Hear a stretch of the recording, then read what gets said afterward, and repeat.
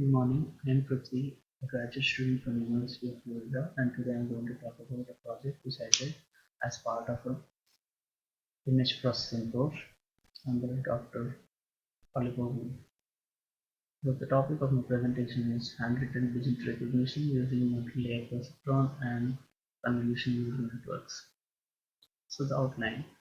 First, I'll be discussing about the problem statement, and then I'll talk about the dataset and the libraries which I used. And following that, I'm going to talk about the multi-layer perceptron and convolution neural networks. And then I'll go about explaining how I've implemented them in Keras and finally the results.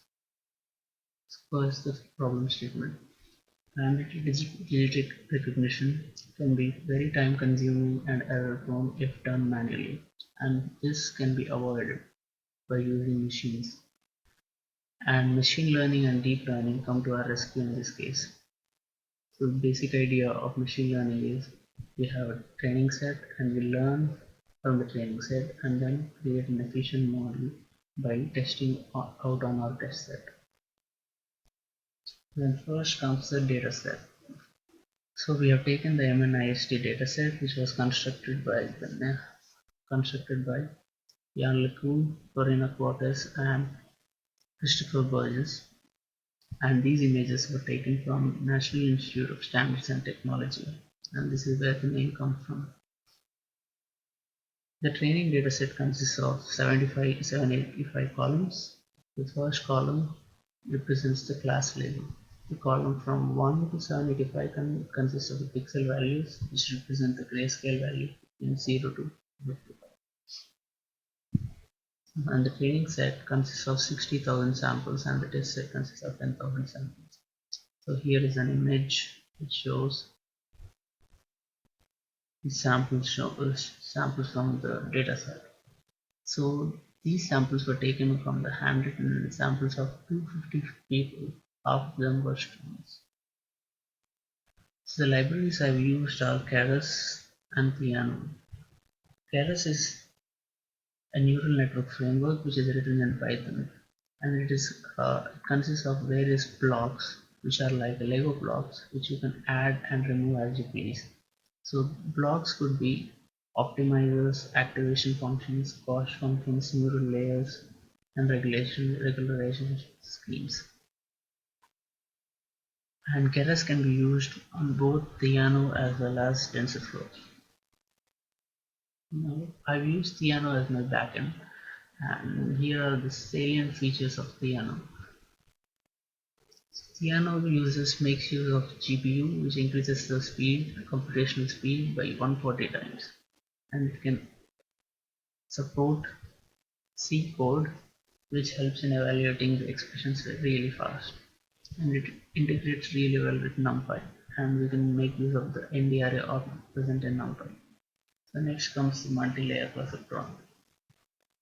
So multi-layer perceptron is the most generic form of neural network, and basic fundamental aspect of a multi-layer perceptron is a neuron.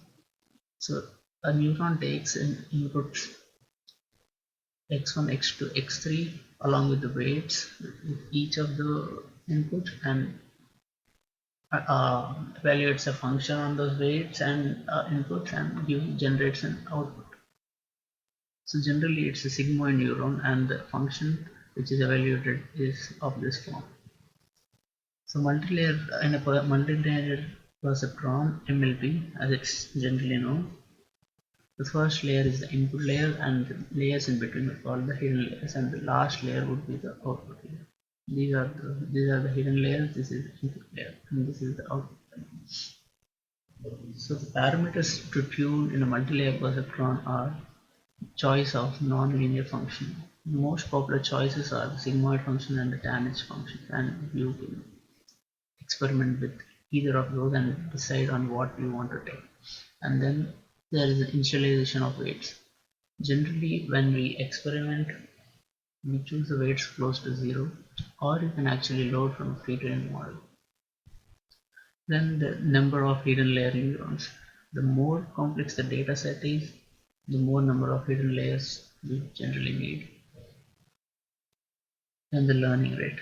The learning rate should be chosen very carefully so as the error converges. Now coming to the convolution neural networks.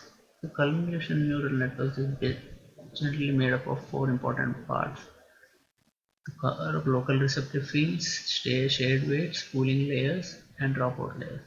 So here is an example of a CNN figure. So the first part of the figure is the first layer called the input layer, which expects a image of resolution 28 cross 28, and then it is passed over a local receptive field of 5 cross 5, which reduces it to a 24 cross 24 image.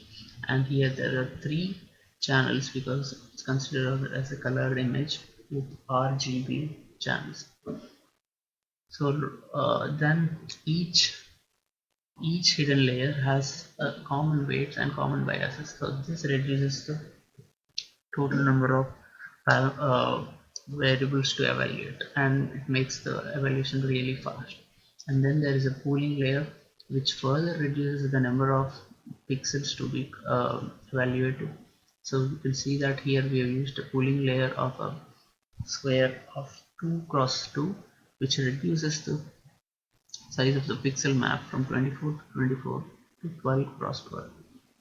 So generally we use max pooling and L2 pooling. Max pooling selects the pixel out of the 4 which has the maximum value. L2 pooling will select the pixel out of the 4 which has the maximum L2 norm. And then there is a dropout layer which reduces the number of neurons considered in the output just to avoid overfitting.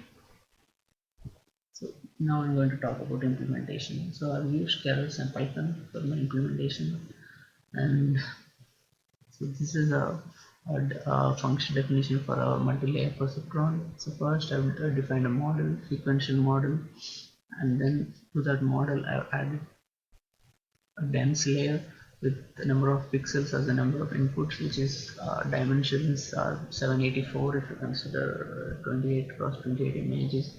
And then I've added another layer which is basically an output layer with the number of classes being the 10 classes and the activation being softmax activation.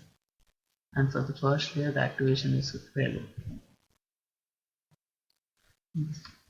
And then I compiled the model using a category cross entropy and Adam gradient descent.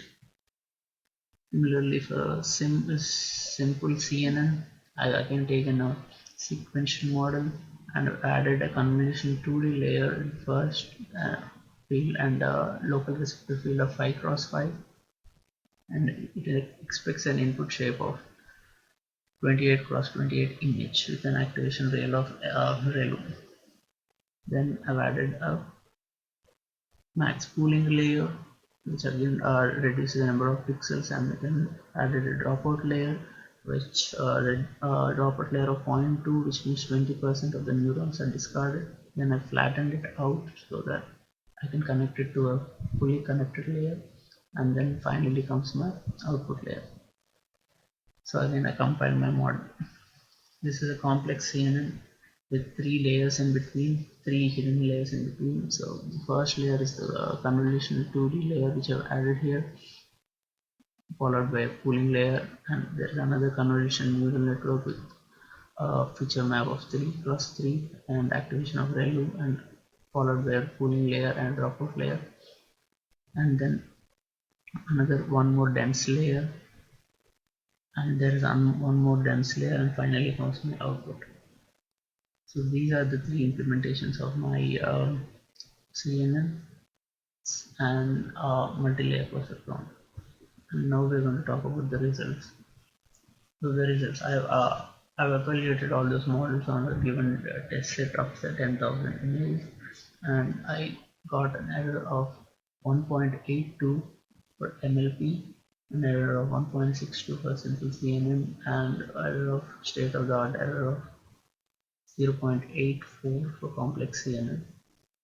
And the running time for MLP is very less, but running time for a complex CNN is huge.